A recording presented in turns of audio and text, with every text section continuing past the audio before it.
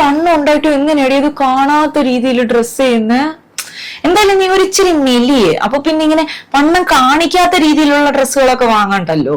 എടി പൊതുവെ അല്പം നിറം കുറഞ്ഞവർക്ക് ഈ കളർ ചേരില്ല, പക്ഷെ ഇത് നിനക്ക് കൊള്ളാം, നല്ല ഫെയർ ആയിട്ട് തോന്നണം അല്ലേ?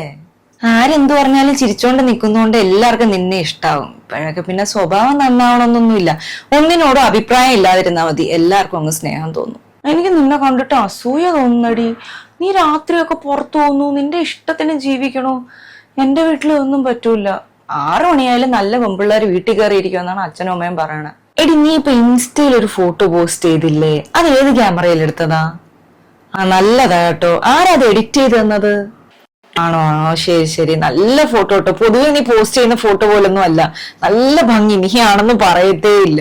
നിനക്ക് ശമ്പളം തീരെ കുറവാണെങ്കിൽ എങ്ങനെ നീ ബ്രാൻഡഡ് ലുക്കുള്ള സാധനങ്ങളൊക്കെ വാങ്ങുന്നേ?